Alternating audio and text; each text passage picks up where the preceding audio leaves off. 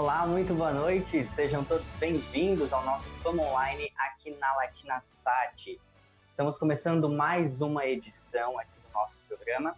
Antes da gente prosseguir, né, falando sobre o que vai rolar aqui no programa de hoje, eu quero falar sobre semana passada, né? Tivemos um pequeno problema, tivemos falha na internet, né, do nosso diretor, que faz a transmissão dos programas, então você percebeu, né, que nem o Fama Online, nem o Talk Night foram exibidos. Mas sem problemas, né? Problemas acontecem, mas hoje estamos aqui ao vivo. E falando em ao vivo, olha que logomarca bonita essa, né? Em homenagem, né, ao Outubro Rosa, né? Vamos se cuidar, vamos se prevenir, né? Fazer todos os exames certinho. E estamos aí com essa homenagem aqui da LatinaSat ao Outubro Rosa, aqui no cantinho da tela.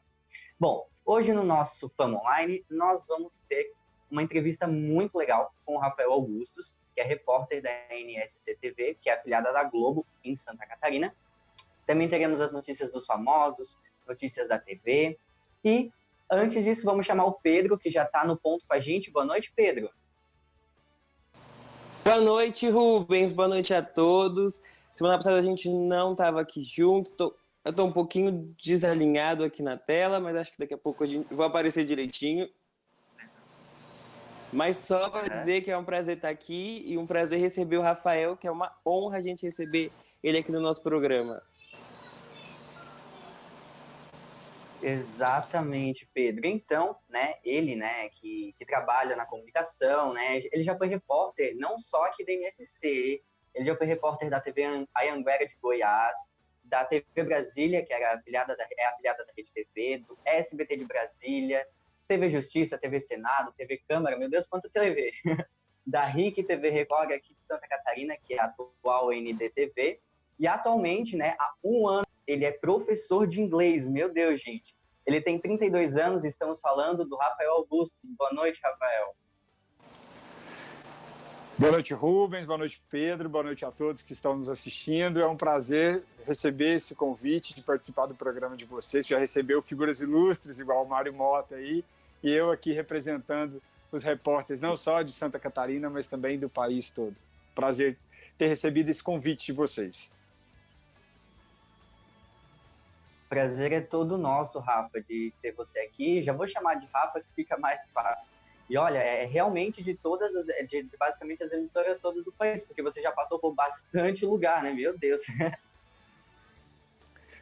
Pois é, eu acho que eu só não fui para das TVs abertas, eu só não fui para Band. Televisão, vocês devem acompanhar aí o mercado. Eu não sou famoso, estou longe de ser ainda.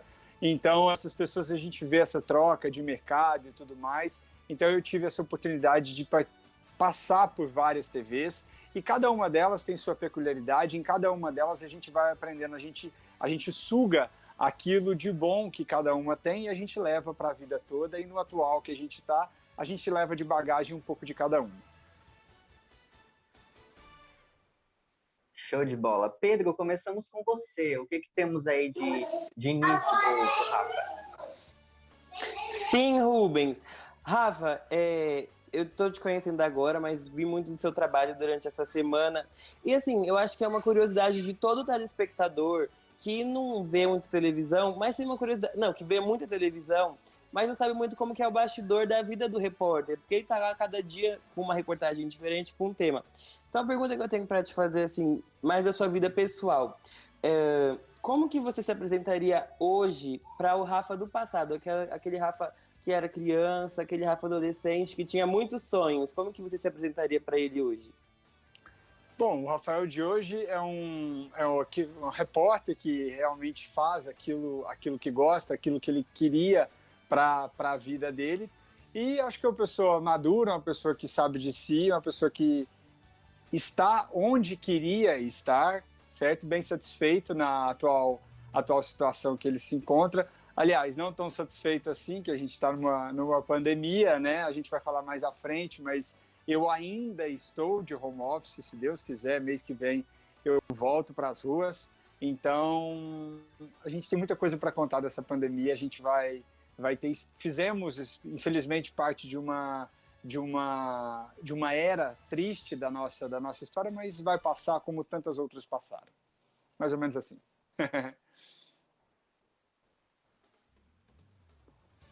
Pois é, isso é verdade, Rafa. A gente vai passar sim, né? É uma situação assim que pegou basicamente todo mundo de surpresa, né? Muitas famílias também foram pegas de surpresa levando seus entes, mas tenho certeza que do final dessa pandemia a gente vai levar pelo menos alguma coisa boa que aprendemos durante esse período, eu tenho certeza disso. Mas, Rafa, eu tenho uma curiosidade, né? Como repórter, você já está na segunda afiliada da Globo, né? Você estava na TV Anguera, de Goiás, né? E agora na NSC. Quando você estava na TV Anguera, você produziu bastante matéria mais puxada para o lado do esporte, né? Esse âmbito esportivo. Os esportes, na verdade, há um gosto especial, alguma coisa assim? Tem sim. Inclusive, eu apresentava o quadro de esportes lá, tipo o Globo Esporte nosso, lá de Lusiânia. Nossa sede ficava em Lusiânia, Goiás. E uma curiosidade, Lusiânia participa, a cidade é goiana, né, Lusiânia, só que pela proximidade com Brasília, o time da cidade goiana disputa o campeonato brasiliense. É uma curiosidade. E até muitas pessoas acham isso injusto. Por que um time goiano vai disputar o nosso campeonato brasiliense? Porque é uma questão de 40, 50 quilômetros, certo? Então, eu acabei pegando gosto pelo esporte. Mas o gosto pelo esporte vem de muitos anos, porque eu trabalhei num dos maiores clubes da América Latina. Ele fica na minha cidade natal, que é o Praia Clube. Vocês que gostam aí, até mesmo assistem Superliga, ele já foi campeão da Superliga. Se eu não me engano, eu não estou acompanhando bem, mas ano passado ele foi vice-campeão, ou foi campeão, não sei, porque acabou no meio da pandemia, a Superliga. E aí lá no clube, no Praia, ele tem mais de 15 modalidades esportivas.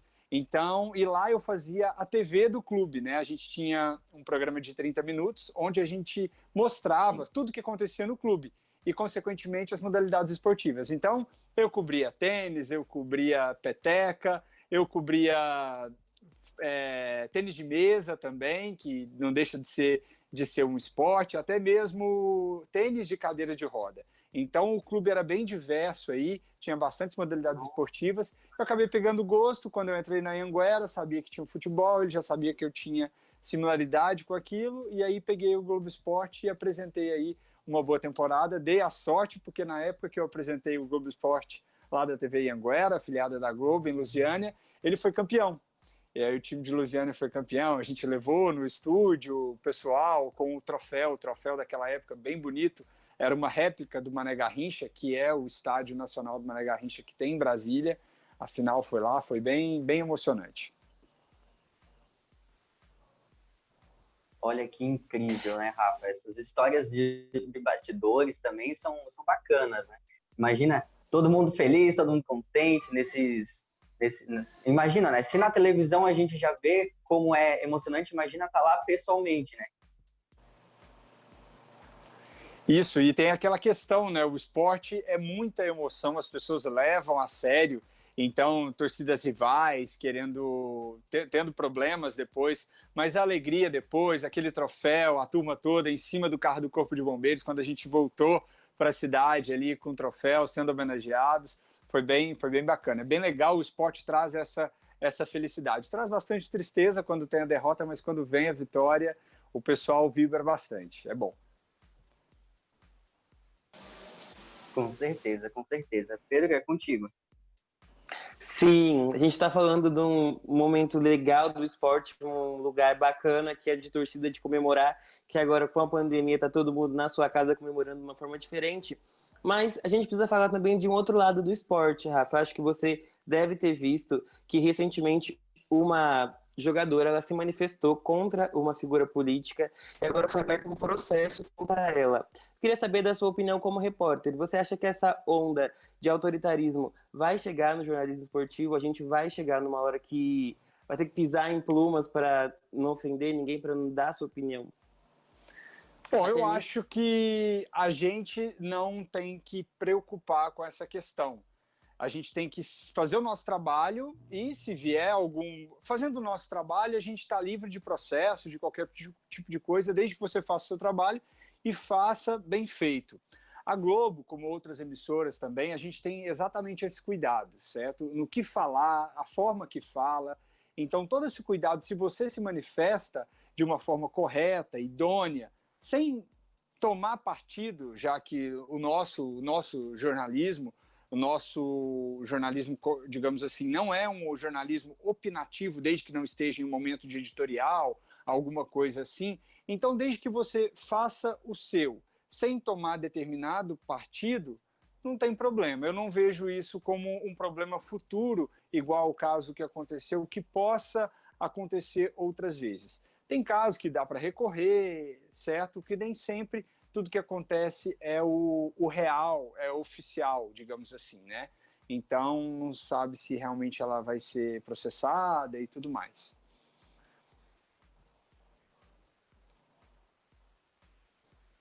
Tá certo, Rafa. Olha só, temos pergunta aqui do pessoal de casa. Formato de TV, qual o formato de programa dentro da TV você, Rafa, almeja para o futuro? Tem vontade de ser um comunicador de programa de variedades e de auditório? Olha, não, acho que tem pessoas mais gabaritadas. Não, tem pilotos, a gente tem que fazer pilotos, até para ver se dá certo. Posso falar que é minha vontade, que eu dou muito bem, mas às vezes a pessoa tem esse propósito, ela é boa, grava um piloto, não fica legal, entendeu? Olha, o que eu almejo para o futuro, um programa de auditório eu não diria, mas voltar para uma apresentação de um bloco de esporte, quem sabe, um bloco no jornal, coisa mais pacata, não um programa de auditório assim, sabe? Pois é. E olha só, depois da TV Anhanguera, você foi para a TV Brasília, que é afiliada da Rede TV. Se não me falha, é mais ou menos isso mesmo. E de todos os seus trabalhos que você fez lá, Rafa, uma boa parte deles eram mostrando o descaso com a sociedade, a vida como ela é, e necessita ter um preparo psicológico para fazer reportagens nesse âmbito de descaso com a sociedade. A gente viu aí imagens de uma mulher desmaiando no link, criança caindo de ônibus. Precisa ter um preparo psicológico para isso? Precisa sim, até porque são coisas que chocam as pessoas. Nesse caso aí que está mostrando, a gente estava no link ao vivo, denunciando os atendimentos, a falta de médicos nessa unidade hospitalar aí da região do entorno de Brasília, e do nada a mulher passa mal e desmaia. Então, e ninguém foi ajudar. Eu, no meio do link ao vivo, tive que ir lá, entendeu? Não sabia o que falar, e eu estava ao vivo, e a editora, a gente tem um ponto, né? A editora falou, não corta, mantém, vê o que está acontecendo com a mulher. Porque meu ímpeto era ir lá, ela falou, mantém, você continua ao vivo. E a mulher tinha acabado de desmaiar. Aí, felizmente, veio alguém, só depois que a gente estava ao vivo, que a mulher desmaiou, que conseguiram um atendimento para essa mulher, ela foi socorrida. E ó, o descaso é tão grande que não tinha sequer uma maca e sequer uma cadeira de rodas. Eu lembro até hoje. Eles vieram resgatar essa mulher com uma cadeira de escritório, que inclusive estava com uma rodinha quebrada. O sistema do entorno é tão precário que sofre com essas pequenas coisas, tipo uma simples cadeira de roda que deveria ter em um sistema de saúde, não tinha ali no caso. E ela ficou aí por um bom tempo, aí eu acho que eles não acharam, viram que realmente não tinha jeito, aí logo eles vão chegar com uma cadeira e socorrer a mulher. Então, a gente, quando está na rua, a gente tem que ser um pouco sangue frio, mas tem hora que não dá. A gente é ser humano, a gente tem família, podia ser a minha mãe, a sua mãe, a mãe de qualquer um, aí ó, a cadeira. O estado da cadeira que vai para socorrer a mulher, é uma cadeira de escritório, entendeu? A gente vê a precariedade que dá. Então, e até mesmo, a gente tem que ter o sangue frio, vou até exemplificar para vocês. Por exemplo, quando a Luziane, uma época, a gente fez à noite. Eu e o meu cinegrafista, a gente fazia à noite. Então, era muito homicídio. Uhum. Então, você via corpos assim na sua frente quase todo dia. Teve uma época que... Teve uma reportagem um dia, a gente chegou em um determinado local, o meu nariz e o do cinegrafista chegou a arder. O corpo de um senhor estava numa casa e os vizinhos reclamaram do mau cheiro. A hora que a gente entrou na rua, o cheiro estava assim, insuportável. Era um senhor que morreu, foi assassinado dentro de casa e aí o cheiro estava bem assim. A gente não tem o que fazer, tem que ir lá, tem que retratar, tem que mostrar. E são essas coisas que realmente tem que ter um sangue frio. Tem hora que não dá. Tem hora que não dá, tem gente que vem para cima, igual nessa época que eu estava em Brasília também foi a época que tiveram bastante manifestações contra nós jornalistas. E aí até mesmo contra todas as emissoras, contra algumas emissoras, mas então eu já cheguei no meio daquela manifestação que tinha ali no Congresso, um grupo, acho que eram 5 ou 4, eles chegaram, ó o repórter ali, me cercaram, e aí só depois que eles Nossa olharam, Senhora. na época eles estavam muito contra determinadas emissoras. Eles me cercaram, e aí eles viram que eu estava, sabe, não fazendo nada demais, cobrindo só a manifestação. Não, deixa ele ir. Mas se uma opinião errada ali, eu nem estaria aqui. Realmente a gente tem que ter o sangue frio, não só para emoções assim, emoções tristes, quanto emoções até mesmo que podem ferir a gente, alguma coisa nesse sentido. Eu acho tão triste isso, porque a gente vê que essa debandada dessa agressão contra jornalistas, ela não diminui, né? Ela cada vez cresce mais. Eu me recordo muito de um jornalista que estava no calçadão, no Rio de Janeiro, ele teve que pedir para o senhor não intervir, porque ele estava trabalhando, né? Que do mesmo jeito que o rapaz, que o homem trabalhava, ele também estava fazendo o trabalho dele. Então é tão triste a gente ver essa realidade em todos os dias. Até a Globo mesmo denunciou o esquema na Prefeitura do Rio de Janeiro, dos guardiões do Crivella, aquilo ali, nossa, quem não ficou chocado com aquela situação é porque compactua com aquilo, porque foi revoltante aquilo que a gente viu. Realmente, e ali a gente, na reportagem até que o Jornal Nacional veiculou, ficou comprovado realmente que o trabalho dessas pessoas pagas com dinheiro público era estritamente bloquear a imprensa, impedir que o direito à informação à população fosse garantido através dos jornalistas. Cercear a informação, né? É um absurdo a gente, em 2020, ter esse tipo de coisa ainda acontecendo. É horrível.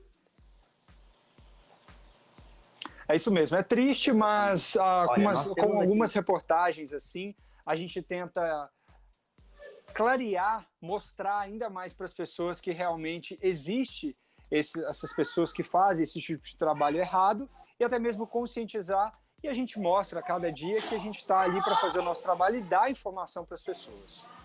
Sim, sim. Rubens, eu tô com um probleminha aqui no meu roteiro. Se você quiser fazer a pergunta, fica à vontade. Certo, tenho mais uma pergunta aqui do pessoal que está assistindo pelo YouTube. O Pedro Leonardo Ribeiro está perguntando o seguinte: aproveitando o gancho do assunto, gostaria de saber qual a reportagem ou situação que mais marcou a sua carreira, Rafa. Olha, teve uma reportagem que eu fiz para a TV Justiça, era em comemoração ao dia, se eu não me engano, dia 2 de julho, que é o Dia Nacional do Bombeiro. E aí a TV Justiça, eu trabalhava para um programa, o Trabalho Legal, que é do Ministério Público do Trabalho. E aí a ideia da minha editora foi, vamos viver um dia de bombeiro e mostrar como essa profissão é, para a gente, de uma forma de homenageá-los. E aí foi bem assim, radical a matéria. Por quê? Assim, no treinamento dos bombeiros, eles têm uma parte que é a simulação do combate a incêndio a prédios. Inclusive, na semana que a gente fez, aconteceu uma senhora tinha morrido no apartamento porque ele pegou fogo e ela não conseguiu sair e ela morreu asfixiada pela fumaça. E aí, no caso, o treinamento dos bombeiros eles têm um container desses de metal mesmo, eles colocam fogo lá dentro em parte de madeira, essas imagens aí que vocês estão vendo, e aí joga os bombeiros lá. E aí, naquele momento, você entra com a mangueira. Eu estava acompanhado de vários bombeiros, claro. Olha o equipamento que a gente usa para fumaça e tudo mais. Não é para proteger Covid, não, viu, gente? E aí, a gente fica abaixado. Ele falou, não usa a mangueira agora, que você vai ver o fogo. Realmente, quando você está em algum local que está pegando fogo, você não enxerga. E a fumaça vai abaixando. Conforme ela vai abaixando, vai ficando tudo preto. Realmente, você não consegue achar a saída dos lugares. Mesmo que essa saída esteja assim bem perto. sabe? E olha aí o jeito que é essa roupa. Essa roupa, a hora que eu tirei, gente, eu estava ensopado, encharcado. Realmente, eles trabalham com aquilo. E o equipamento de ar que eles têm nas costas pesa muito, é muito pesado. E aquilo eles têm que entrar e apagar o fogo, e se tiver vítima, resgatar. Tudo aquilo com peso nas costas. Se eu não me engano, esse aí tinha mais de 30 quilos. Realmente foi uma das reportagens aí que marcou. E aí depois também a gente faz o salvamento em altura, que eu tive que escalar. Lá no Corpo de Bombeiros, eles têm um edifício, um mini edifício, se eu não me engano, de 7 andares, que ele simula a parede do Teatro Nacional. Então, aqueles bloquinhos são iguais ao Teatro Nacional de Brasília, esses aí, ó, que vocês estão vendo. Então, a gente faz como se fosse uma escalada e depois tem uma espécie de rapel. Por quê? Geralmente, os bombeiros sobem no último andar e aí eles fazem uma espécie de rapel, porque eles entram naquela janela que está pegando fogo. Então, essa foi uma das reportagens mais marcantes. Tiveram bastante na Serra Dona Francisca, aí para quem é de Santa Catarina, onde teve o maior acidente aí com ônibus, mais de 50 pessoas mortas. E a gente já foi ali para dentro da mata da Serra Dona Francisca, tem destroços de carros, os carros caem lá e as pessoas até mesmo perdem as vidas. É a curva da morte ali em Santa Catarina. Essa marcou bastante minha carreira. E tem bastante coisa que marca aí, querendo ou não, a nossa profissão, uma das coisas que a gente não pode reclamar é da mesmice, que cada dia tem uma coisa nova, uma emoção nova. A gente fica triste o dia que não tem emoção, mas cada dia é uma coisa nova, a gente aprende coisas novas e até mesmo conhece novas pessoas. É bem gratificante, é bem bom. Pois é, Rafa. E uma coisa que aconteceu, a gente estava falando sobre o seu período que esteve fazendo trabalho legal, né, na TV Justiça, né? E nesse período, você esteve em outras emissoras também, né? Você esteve primeiro na Rede TV de Brasília, que é a TV Brasília, e o SBT Brasília também, respectivamente, nessa ordem. Quais os desafios de estar em duas emissoras ao mesmo tempo? Dava aquela confusãozinha? Será que... E agora, onde é que eu tô? Não dava confusão. É o seguinte, a Globo não, porque você tem um contrato de exclusividade. Você não pode aparecer nela, nem em outra TV, mesmo que ela seja fechada. Só que as outras emissoras, como o SBT e a Rede TV, você pode trabalhar em outra emissora. Em outra emissora, não, em outra TV, desde que ela seja um canal fechado. Por exemplo, enquanto eu trabalhei no SBT, eu trabalhava para o Ministério Público do Trabalho, na TV Justiça, certo? Enquanto eu trabalhava na TV Brasília, eu também trabalhava para a TV Câmara e a TV Senado. Então tem essa questão de se você pode trabalhar numa TV aberta e numa TV fechada, certo? A não ser que você tenha um contrato de exclusividade, como, por exemplo, a Globo não te dá essa opção. Se eu não me engano, a CNN também não tem essa opção. Você tem um contrato de exclusividade de imagem. Mas a Record, a Rede TV e também o SBT, e eles me possibilitavam. Agora, a questão de confundir as pautas, não tem como confundir as pautas, até porque não eram TV concorrentes, até porque, por isso que eles deixavam uma TV aberta e uma TV fechada. Agora, se fosse aberta e aberta, aí seriam concorrentes, aí teria problema, porque eu podia pegar a pauta de uma, levar para outra, jamais eu faria isso. Mas aí, para evitar esse tipo de coisa, eles já deixam essa determinação já estipulada. Não pode aberta e aberta, pode aberta e fechada.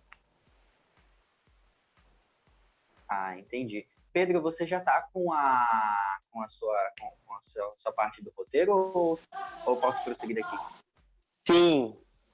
Sim, já voltei com a minha parte do roteiro.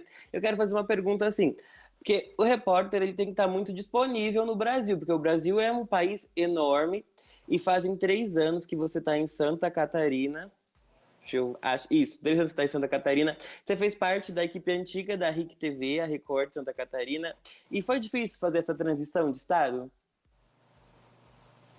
Olha, foi tentador, até porque quando eu estava em Brasília e via a oportunidade em Santa Catarina, realmente foi um pouco difícil, porque Brasília, eu tinha uma vida boa, era muito bom, não que eu não tenha agora eu também tenho. Só que eu analisei, avaliei a cidade, Joinville, apesar é a maior cidade, não é a capital de Santa Catarina, mas é a maior cidade do estado. A visibilidade que a NSC tem lá, até mesmo a AND também tem, são relevantes. Então, isso que me fez aí acreditar e não me arrependo. Não me arrependo, estou feliz. Tive outras propostas e não larguei a NSC, ainda estou lá. Pois é, Rafa. Inclusive, há exatos 1 ano e 1 dia, né? Fez 1 ano ontem, né? Que você está na NSC. Mais uma vez, relembrando, a NSC é afiliada da Globo, aqui de Santa Catarina. E segundo uma publicação nas suas redes sociais, estivemos stalkeando você nas redes sociais? Sim, estivemos. A emissora foi um divisor de águas na sua vida. Você comentou isso na publicação. E, Rafa, por que a NSC foi um divisor de águas na sua carreira, aliás? Olha, é o seguinte, quando eu mudei para Santa Catarina, eu estava quieto no meu canto, não tinha pretensão de mudar, mas quando você vai atrás de uma vaga, é uma coisa. Agora, quando vem atrás de você, é outra coisa. Então, o peso da minha mudança foi muito maior. Quando a Globo, não é qualquer emissora, não desdenhando as outras, cada uma tem a sua importância, o seu nome. Mas quando a Globo me convidou, realmente foi uma decisão, eu tive que realmente pensar e tudo, mas devido a já conhecer, porque eu já conhecia como era uma afiliada da Globo, como era quando eu participei da TV Anhanguera, sabia da responsabilidade, sabia da qualidade do material, entendeu? Então eu me senti realmente lisonjeado. E outra, quando você é convidado, você sente aquele peso, aquela responsabilidade. Nossa, eles estão me convidando, então quer dizer que eles confiam no meu trabalho. Então aí você tem que realmente honrar aquele convite que foi feito e não pisar na bola. Eu acho que eu estou 1 ano e 1 dia, então quer dizer que eu não pisei na bola. Que bom, né? E que permaneça as reportagens. Gente, para quem não assiste NSC, tá perdendo, porque as reportagens do Rafa são excelentes. Nossa, mesmo em home office, esses repórteres conseguem surpreender a gente de uma maneira que vocês não têm noção. Agora tem o desafio do home office. A gente aprendeu a ser cinegrafista, a gente aprendeu a ser diretor de imagem, a gente aprendeu a ser técnico, a gente aprendeu um pouco de tudo, mas é aquela coisa, né? A gente foi lançado o desafio e a gente aproveitou da melhor forma possível, mas se Deus quiser isso vai passar e já está todo mundo na rua. Na rua fazendo matéria, não na rua ser mandado embora, né? Exatamente. E Pedro, a nossa próxima questão tem a ver com a pandemia, né? Sim, tem a ver com a pandemia. Você falou um pouquinho sobre o home office, então eu vou mudar um pouquinho a pergunta. Como é que foi a preparação para vocês estarem nessa cobertura da pandemia? Teve um tempo para cair a ficha do que estava acontecendo? Como você disse, você teve esse desafio, você está há 1 ano e 1 dia na NSC, então foi no meio, em 6 meses que você estava na TV. Como que foi essa preparação para fazer a cobertura da pandemia? Olha, a pandemia veio e, no caso, pegou todo mundo de surpresa, né? Então, as nossas coberturas, a gente trabalhou com a equipe home office, metade na rua, aí depois reduziu jornada, depois voltou jornada ao normal, agora está todo mundo na rua de novo, e agora tem eleição, cobertura de eleição, vai precisar de mais gente ainda. A TV com aquela preocupação, usou o microfone, passa, ia falar até a marca aqui do negócio, passa desinfetante e tudo mais, aquele cuidado de entregar o microfone para o entrevistado ficar longe da gente, que nós somos repórteres e tudo mais. Então, realmente, a gente teve que ter aprender a trabalhar de novo, aprender a trabalhar durante a pandemia.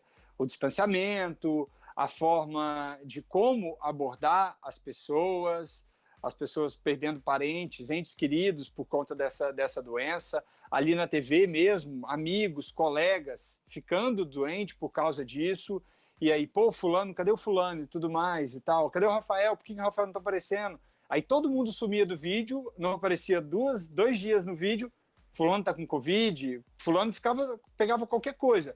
teve, se eu não me engano, a Renata, um dia não apresentou o Jornal Nacional. Aí a minha mãe virou perguntou para mim, falou assim, por que ela não apresentou? Ela está com Covid? Então, qualquer coisinha que acontecia, então a gente teve que realmente reaprender a trabalhar. Mas passamos por isso, a maioria já está na rua, fazendo reportagens na rua, e aí, se Deus quiser, vai todo mundo voltar. Vai sim, vamos todos de volta, né? Estamos aí ansiosos pela volta do pessoal fazendo trabalhos nas ruas e ansiosos para voltar ao normal, entre aspas, né? Porque voltar à normalidade de antes da pandemia é uma coisa um pouco complicada da gente se dizer ainda. Mas se der tudo certo, em breve a gente está de volta ao novo normal que a gente está tentando se adaptar. Mas, Rafa, para a gente finalizar, além de você trabalhar com a comunicação, né? A gente já falou lá no início, na nossa introdução, você é professor, né? E você pretende lecionar novamente? É fácil conciliar esse trabalho como professor e como repórter? Como é que você mexe na sua agenda para fazer os dois trabalhos? Na verdade, essa profissão de professor, ela veio assim ao acaso, porque eu precisava de horas extracurriculares para formar. Eu estava no meio da faculdade de jornalismo, e aí na minha cidade, Uberlândia, Minas Gerais, Triângulo Mineiro ali, tinha aberto a primeira turma de tradução. E aí tinha o vestibular, inclusive vestibular difícil até, para quem não sabe, tradução tem uma prova de habilidade específica. Assim como a arquitetura, você tem uma prova de habilidade específica, que você tem que modelar alguma coisa, desenhar. A de tradução, você já tem que entrar sabendo inglês. Então, eles deram uma propaganda para a gente traduzir, um texto para a gente traduzir do inglês para o português, do português para o inglês. Aí tá, eu entrei e fiz as duas faculdades ao mesmo tempo, no mesmo horário. Era bem interessante, os professores me ajudaram bastante e tudo mais, foi bem uma loucura, mas isso aí é capítulo para outra história. E aí eu precisava de horas extras curriculares para formar. E sendo professor, dar aulas, entrava nessas horas extras. E aí eu entrei, comecei a dar aula para pegar essas horas extras. Só que o negócio foi tão bom, fui gostando do negócio, fui dando aula, e aí acabou que foi uma renda extra, consegui minhas horas, e quando acabou a faculdade, eu continuei dando aula. E aí, por exemplo, na época da TV Anhanguera, eu dava aula de manhã e trabalhava na TV Anhanguera à tarde e à noite. Entendeu? Na NSC, como eu trabalho à tarde, atendendo news, eu cheguei a dar aula pela manhã e trabalhava à tarde, porque não tem choque de objetivos. Por exemplo, NSC, jornalismo e tudo mais. A escola de inglês é a escola de ensino, então são ideais que não chocam, então não tem problema dar aula. E aí eu parei um pouco, que eu queria mais dedicar ao jornalismo e tudo mais, não estava dando tempo de cuidar de mim, de malhar, ou eu dava aula ou eu malhava, então, entendeu? E aí eu decidi deixar dar aula de lado um pouco e ficar só no jornalismo. Mas nunca diga nunca, eu gosto de dar aula, aprendi a gostar da aula. De vez em quando algum aluno aí fala, ô Rafa, e aquela aula particular, você vai continuar e tudo? Eu falei, não, gente, por enquanto não e tal. Mas é bem bom ser professor, ensinar as pessoas, até porque a gente já foi aluno, então a gente sabe como a gente quer aprender. Então as aulas eram meio dinâmicas, eu dava música, dava filme, e as pessoas realmente gostavam. Então, da forma que eu aprendi, eu ensinava. E era bem bom, o pessoal gostava. Nossa, eu mesmo já ia perguntar como é que faz para se candidatar para ter aula com você, agora fui frustrado. Quem sabe depois, quem sabe depois. Oh, meu Deus. Pois é, Rafa, a gente, né, se pudesse, continuaríamos, tínhamos muitos outros assuntos para a gente falar, né? A sua carreira é uma carreira incrível, né? A gente vê desde a TV Anhanguera, não sei se você trabalhou em outras emissoras antes da TV Anhanguera, pelo seu canal do YouTube só tem a TV Anhanguera como primeira lá. Mas, inclusive, a gente roubou os vídeos do seu canal, tá? Depois você cobra os direitos com o diretor, tá? É culpa dele. Pode deixar, sem problema. Então, Rafa, no caso, olha, realmente, a Anhanguera foi a primeira aberta, a outra era um programa televisivo do Praia Clube, mas aí, no caso, realmente foi a primeira aberta, foi uma escola. Fiquei 2 anos lá no começo e aprendi bastante. Olha que incrível, né? Então, Rafa, a gente agradece demais a tua presença aqui no Fama Online e vamos marcar outras conversas futuramente para a gente tirar um pouquinho mais, né, da sua carreira, da sua vida, que a gente tem certeza que tudo isso que a gente já escutou hoje foi algo incrível para a gente, para quem, principalmente para mim e para o Pedro, né, que estudamos jornalismo, né, a gente fica assim grato demais pelo seu conhecimento que você tem e trouxe para a gente hoje. Então, Rafa, muito obrigado pela entrevista de hoje. Obrigado mesmo. Eu que agradeço a oportunidade, é uma honra participar, ainda mais depois de Mário Mota. Olha a responsabilidade, eu cheguei a tremer um pouquinho, falei, poxa, pegar lugar de Mário Mota não é para qualquer um, apresentador de JN, hein? Mas olha, obrigado pelo convite, eu adorei. Vocês aí, Rubens, Pedro, não se deixem picar pelo bichinho da TV, certo? Uma vez picado já era, certo? TV realmente é uma paixão, a gente gosta a cada dia, em alguns momentos realmente é difícil, mas toda profissão tem o seu momento difícil, nós estamos em um momento difícil de pandemia, mas a gente aprende a lidar, quem diria, estou aprendendo a fazer uma matéria de casa, de home office, entendeu? Não, sem cinegrafista, sem coisa, e a gente passa a valorizar, dar mais valor ainda no seu cinegrafista, no seu editor, porque a TV não é só repórter, tem um monte de gente por trás que nos ajuda a fazer conteúdo de qualidade. Então, realmente foi um prazer participar, expor um pouco da minha experiência aí para vocês, esse tanto de mudança, né? E para vocês aprenderem um pouquinho, até mesmo levar para essa futura carreira de vocês, que daqui a uns dias são nossos colegas de trabalho, tá certo? Muito obrigado mesmo, gratidão mesmo. E vamos seguindo, porque hoje, pessoal de casa, agora vamos agora, sim. Pedro, agora a gente vai para as fofoca, né? Vamos fofocar sobre a vida de quem agora? Agora, Rubens, a gente vai falar. Deixa eu ver aqui que eu até. Nossa, eu gostei tanto do Rafa que eu até perdi um pouco da ordem aqui. A gente vai falar primeiro das demissões dos afastamentos em massa que estavam ocorrendo no SBT. O que aconteceu, Rubens? O Silvio Santos ficou doidinho essa semana? Pois é, gente. Pois é, o negócio tá maluco lá no SBT, né?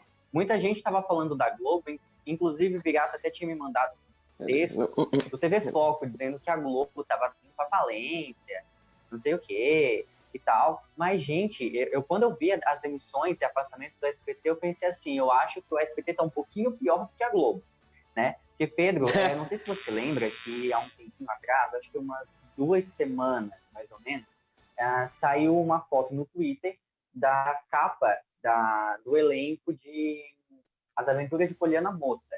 E a dramaturgia, né, do SBT foi totalmente dispensada, ou seja, não vai mais ter gravação de Poliana Moça, pelo menos por enquanto. A gente não sabe se vai voltar, quem sabe, enfim. Então, depois disso, eu comecei a ficar assustado com o negócio. Realmente, assustado. Sim, no sábado a gente acordou, né? A Maísa anunciou logo pela manhã que ela estaria saindo do SBT, fez lá um vídeo de 15 minutos contando sobre a gratidão que ela tinha pela emissora, e ontem a gente teve a notícia de que mais 3 apresentadores estariam fora da grade da apresentação do SBT, né? Foram eles Lívia Andrade, Leão Lobo e Mama Brusqueta. Inclusive a Mama, hoje, Rubens, ela deu uma entrevista no programa da Kátia. A Mama, ela apresentava o Triturando, o Fofocalizando, o antigo Fofocalizando, que agora é Triturando, e ela se afastou justamente para fazer um tratamento de uma doença. E ela disse na entrevista que ela deu hoje que o Silvio Santos garantiu que manteria o plano dela de saúde, já que na TV Gazeta, onde ela trabalhava antes de ir para o SBT, ela recebia 6 mil, e no SBT ela recebia de 20 a quase 30 mil por mês. Uma grande diferença, né, no orçamento da pessoa que está precisando tanto. Pois é, realmente, né? E além da Mama Brusqueta, Pedro, quem mais também saiu do SBT essa semana? A gente viu aí notícias no Twitter também do Carlinhos Aguiar, que era jurado do Santos, também foi dispensado. Outra pessoa, o Leão Lobo, que trabalhava junto com a Mama. A Lívia Andrade também foi dispensada. A Maísa não renovou o contrato dela também. A Raquel Sherazade Sim. também não teve o contrato renovado com o SBT, ela saiu, já está empregada na revista Metrópolis, né? A gente já tem a informação também sobre isso. O Marcão do Povo também foi afastado do SBT, né? Isso eu até achei interessante, essa parte do Marcão do Povo. Claro que eu não gostaria que fosse demitido, claro que não. Mas a CNN Brasil está fazendo uma parceria com o SBT, né, Pedro? Então, precisa de jornalistas um pouco mais sérios a nível CNN, podemos dizer assim. Então, aí o Marcão do Povo aí foi afastado, e se eu não me engano, acho que o Dudu Camargo também vai ser afastado, se já não foi. Muita gente, né, Pedro? E além disso, aliás, antes disso, Pedro, antes de passar para você, tem o Roberto Cabrini, que também não teve contrato renovado. Sim, Roberto Cabrini, grande nome do jornalismo do SBT, né, que conseguia grandes índices de audiência aí, não renovou com o SBT. Acho que essa coisa do jornalismo que você falou, do SBT querer conquistar grandes nomes, acho um pouco difícil, Rubens, porque eu acho que, assim, Raquel Sherazade era um grande nome da emissora, ela perdeu, o Roberto Cabrini, agora, Marcão do Povo e do Camargo, eu acho que é mais o perfil da emissora, sabe? Eu acho que é mais por esse caminho que eles vão continuar sempre. Mas é surpreendente essas demissões mesmo. A Mara, que também... A Mara e o Décio são os únicos que permanecem contratados da emissora, que eram do Triturando.